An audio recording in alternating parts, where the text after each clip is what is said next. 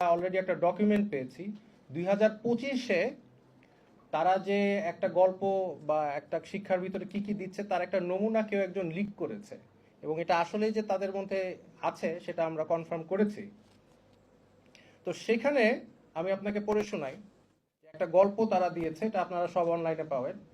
গল্পটার নাম হচ্ছে গার্ল বাই জামাইকা কিন কিন কিনকেইড, মানে মেয়ে গল্পটার নাম। তো গল্পটার এখানে অনেক সুন্দর সুন্দর কথা আছে, তার মধ্যে আমি একটা পড়ে শোনাই যেটা পড়তেও আমার ভালো লাগছে না।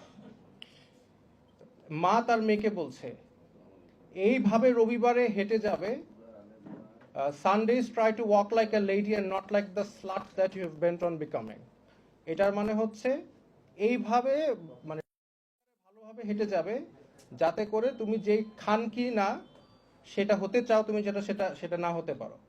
এবং এই গল্পে এই ওয়ার্ডগুলি, মা মেয়েকে খানকি ডাকছে, এটা মানে বারবার আসছে। আমি জানি না এই গল্পটা আমাদের সাহিত্য বা ইংলিশের ক্লাস নাইনের বইয়ে থাকার কতটা প্রয়োজন।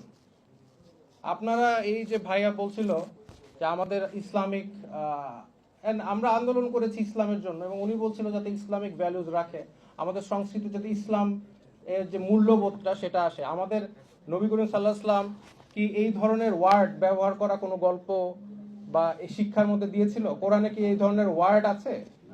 তাহলে আমাদের এই ওয়ার্ডের এই গল্পের, এবং আমি লেখক যিনি লিখেছে গল্পটা তার ব্যাপারে খুঁজলাম, সে হচ্ছে একজন নারীবাদী। তো যার কারণে আরেক জায়গায় মা তার মেয়েকে বলছে এই একই গল্পে যে এই ওষুধটা এভাবে বানাতে হবে যেখানে তোমার বাচ্চা সৃষ্টি হওয়ার আগে বাচ্চাকে তোমরা ফেলে দিতে পারো। নাউযুবিল্লাহ। এই গল্প তারা হচ্ছে 2025-এ এসেছে। এই জন্য আবু সাইদ শহীদ হয়েছিল নাকি? এই জন্য তাহলে ইন দ্যাট কেস আমাদের তো আমরা কি চেষ্টা করেছি প্রত্যেকটা কমিটির মধ্যে একজন আলেম রাখার জন্য? না, দাবি তুললে তো হবে না, আন্দোলন তো আমরাও করেছি, আমাদের এখানে স্টেক আছে না, শুধু দাবি তুললে হবে? তো যার কারণে এটা তো আপনারা দেখবেনই, এবং এখনো এটা যেহেতু বই পাবলিশ হয় নাই, এখনো পরিবর্তন করার সময় আছে। আমি চাই যে আপনারা একটু চিন্তা করেন যে আমাদের সংস্কৃতির সাথে এই ধরনের গল্প যায় কিনা। আমি এগুলো একটা টিচার ক্লাসের মধ্যে, বাচ্চারা তো কম বয়সী বাচ্চারা জিজ্ঞেস করবে যে স্যার এই যে স্লাট কথাটার মানে কি, খান কি মানে কি, তারপরে টিচার স্টুডেন্ট ডিসকাশন করবে এটা কি দরকার, নেসেসারি? তাহলে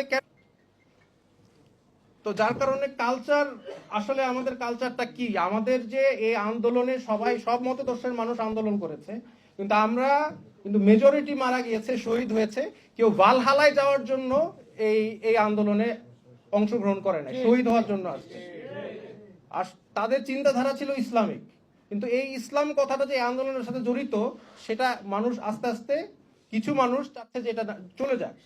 আমি আন্দোলনে ছিলাম, নেতৃত্ব দিয়েছি, আমি ইসলামের জন্য করেছি, আমি ভালহালায় যাওয়ার জন্য করি নাই। তো যার কারণে আমি বলতে চাই যে আমাদের যে ইসলামিক মূল্যবোধ আছে, যে এখন বলছে স্পিরিট অফ অগস্ট মুভমেন্ট, এটা হচ্ছে মুক্তিযোদ্ধা চেতনা টাইপের। এই স্পিরিট অফ অগস্ট মুভমেন্টটা কি আসলে? আমার জন্য তো স্পিরিট একটাই, সেটা হচ্ছে ইসলাম। এবং আমার ইসলাম, আমি মনে করি আমার যতটুকু জ্ঞান আছে, ক্ষুদ্র জ্ঞান, এই ধরনের জিনিস একটা টিচার একটা স্টুডেন্টের সাথে ডিসকাশন বা করতে পারে না। এবার প্রশ্নের মধ্যে দিয়েছে যে ওই মেয়ে যদি ছেলে হতো তাহলে কি তার সাথে তার মা কিভাবে ওর ভিন্নভাবে আচরণ করতো। এই হচ্ছে শিক্ষা। তাহলে আন্দোলন করে আমরা দেশ স্বাধীন করলাম কিসের জন্য? ওয়াই?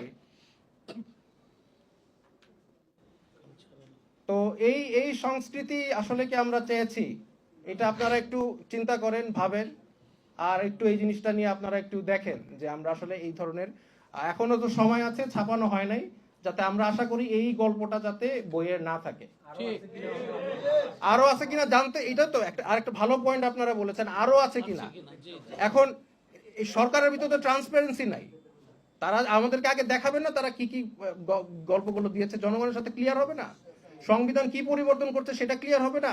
পাঠ্য বই ক্লিয়ার হবে না? তারা তো সব গোপনে করছে। কেন গোপনীয়তা? কেন এটা লিক করেছে? কেন লিক করা লাগবে? আমাদের তো জানার কথাই ছিল আপনারা কি কাজ করছেন। তো এইটাই বলে আমার বক্তব্য শেষ করেছি। আমি যখন এটা জানতে পারি আমি আসলে মানে মানসিকভাবে একটু আহত হই যে এটার জন্য কি আমি জেল খেটেছি, মার খেয়েছি, নির্যাতন হয়েছি এই জন্য। তো যাই হোক, আমি এই বলে আমার বক্তব্য শেষ করছি। আসসালামু আলাইকুম।